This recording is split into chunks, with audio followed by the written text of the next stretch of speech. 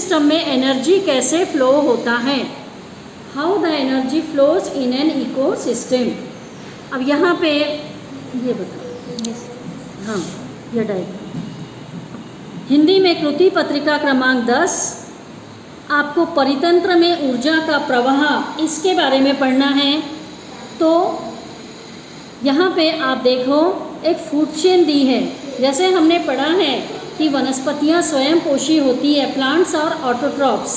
So all the animals and humans they depend on plants, यानी सभी मनुष्य और प्राणी वनस्पतियों पर निर्भर होते हैं अपने पोषण के लिए, है ना। इसीलिए उन्हें परपोषी कहते हैं, हेट्रोट्रॉप्स, पता है ना।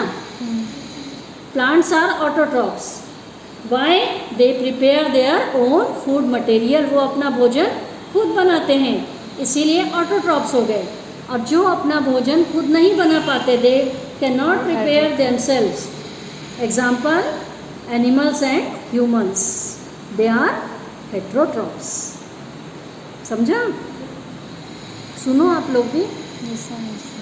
तो यहाँ एक फूड चेन है। तो आप देखिए ये सनलाइट से प्लांट्स अपना फूड फोटोसिंथेसिस यानी प्रकाश संश्लेषण की क्रिया से बनाते हैं। इसको फिर ग्रास हॉपर ये अपना भोजन बनाता है।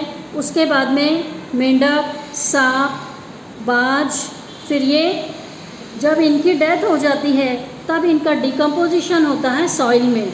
तो ये एक प्रकार का साइकिल है, इट इज़ अ साइकिल। आया कहाँ से? नेचर से, है ना। प्लांट बना, क्या बना?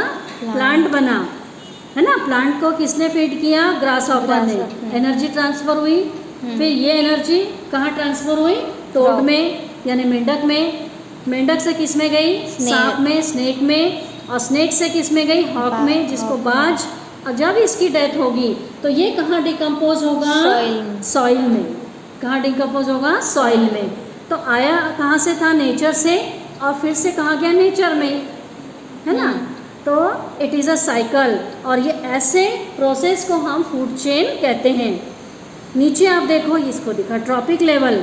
तो फर्स्ट जो लेवल होता है ये प्रोड्यूसर्स का होता है, फिर first trophic level, second trophic level और थर्ड ट्रॉपिक लेवल। जैसे ऊपर अभी हमने ये फूड चेन डिस्कस की, तो प्लांट्स क्या हुए? प्रोड्यूसर। फर्स्ट ट्रॉपिक हार्बिवोर्स में कौन आए? Grass hopper. थर्ड में कौन आया? कार्निवोरस, टोड भी आ गया, स्नेक भी आ गया, है ना। और फिर उसके बाद में सबसे लास्ट में कौन आया? हॉक, ओमनिवोरस, सबसे टॉप। उसको फिर कोई नहीं खाया, है ना। उसका क्या हुआ? डिकम्पोजिशन हो गया फिर सॉइल में। तो ये जैसे नीचे में प्रोड्यूसर्स कैसे होते हैं? ज़्यादा संख्या होती है तो एक पिरामिड तैयार होता है। ऐसे नीचे से ऊपर जाते जाते इनका शेप छोटा हो जाता है। एक ही हॉक बचा ना, बहुत सारे प्लांट्स, फिर ग्रास हॉपर, फिर टोड, फिर उससे कम आगे आपका स्नेक और टोड एक ही इसमें आ गए, और लास्ट में क्या आ गया? हॉक। और फिर उसका हो गया डिकम्पोजिशन। तो इस प्रकार से ये फ्लो चलता है, जिसे हम ट्रॉपिक लेवल्स कहते हैं। अब ये जो है नेचर में, ये तो हो गया आपका एनर्जी फ्लो, प्रोड्यूसर से टॉप लेवल तक कैसे पहुंचा, हाउ ये, यानी ऊर्जा का प्रवाह उत्पादक से लेके भक्षक तक। हिंदी में भी सुन लो, उत्पादक से लेके भक्षक तक किस प्रकार पहुंचा है। फिर हमको पढ़ना है, हाँ, इस टाइप के पिरामिड को हम एनर्जी पिरामिड के नाम से जानते हैं। नेक्स्ट फिर आपके एलिमेंट्स हैं कुछ, जैसा कि मिनरल्स हैं, जिसको हम बायो जियो केमिकल साइकिल कहते हैं। अब बायो जियो केमिकल क्यों कह रहे हैं? क्योंकि इनसे लाइफ मिल रही है प्लांट्स को, एनिमल्स को, ह्यूमंस को। तो कार्बन जो है साइक्लिक फ्लो ऑफ न्यूट्रिएंट्स, तो जितने भी न्यूट्रिएंट्स हैं इकोसिस्टम में, यानी परितंत्र में जितने भी पोषक तत्व हैं, उनका प्रवाह एक साइकिल के फॉर्म में होता है, इसीलिए इसको हम बायो जियो केमिकल साइकिल कहते हैं। नेक्स्ट है आपका कार्बन साइकिल। फिर कार्बन जो है, अब कार्बन का सर्कुलेशन एटमॉस्फेयर से, हमारे एटमॉस्फेयर से ह्यूमन एनिमल्स में कैसे आता है, प्लांट्स में कैसे आता है, किस फॉर्म में आता है, और फिर वो नेचर में फिर से वापस जाता है। जैसे दो इक्वेशन है, ये दिखाना। नेचर से जैसे कार्बन डाइऑक्साइड फॉर्म में आया तो कार्बन डाइऑक्साइड और वाटर ये दोनों रिएक्ट होते हैं और सनलाइट और क्लोरोफिल के प्रेजेंस में वो अपना भोजन खुद बनाते हैं, जिसे हम ग्लूकोज के फॉर्म में बोलते हैं, जो फूड बनता है प्लांट्स का, और वाटर और ऑक्सीजन। तो प्लांट्स हमें ऑक्सीजन बोलते हैं ना, वनस्पतियाँ हमें ऑक्सीजन देती हैं। तो कैसे देती हैं? ये 4 फैक्टर्स के कारण, कार्बन डाइऑक्साइड, वाटर के कारण दोनों की रिएक्शन होती है। किसके प्रेजेंस में? सनलाइट और क्लोरोफिल। सनलाइट यानी सूर्य प्रकाश, क्लोरोफिल यानी हरित लवण। तो इस तरह से ये रिएक्शन, इसका नाम होता है फोटोसिंथेसिस की प्रोसेस। और इसी का जो फूड बना ग्लूकोज के फॉर्म में, जब हम रेस्पिरेशन करते हैं यानी श्वसन करते हैं तो हम ऑक्सीजन लेते हैं। फिर ये दोनों की रिएक्शन होती है और ये कोशिका के कौन से भाग में होता है? माइटोकॉन्ड्रिया में। हिंदी में क्या बोलते हैं? तंतु कणिका।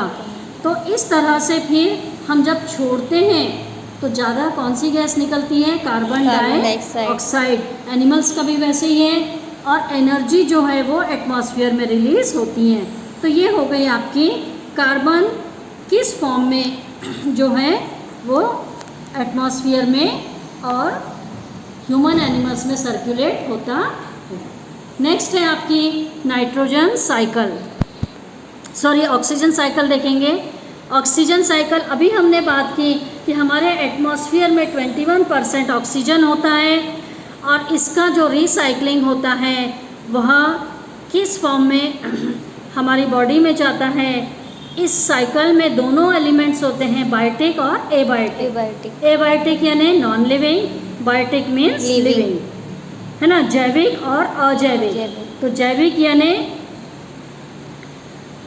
यानी लिविंग हो गया और अजैविक यानी नॉन लिविंग, जिसे हम निर्जीव कहेंगे, सजीव और निर्जीव। तो जैविक में सजीव आ गए और अजैविक में निर्जीव आ गए। तो ये दोनों होता है ऑक्सीजन साइकिल में। नेक्स्ट है आपकी नाइट्रोजन साइकिल में।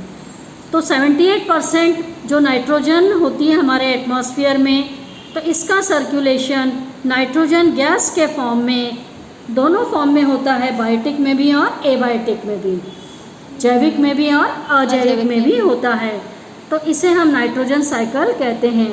तो यहाँ पे देखिए आप, एटमॉस्फेयर की नाइट्रोजन प्लांट्स और एनिमल्स के गैसेस के फॉर्म में किस प्रकार से सर्कुलेट हो रही है।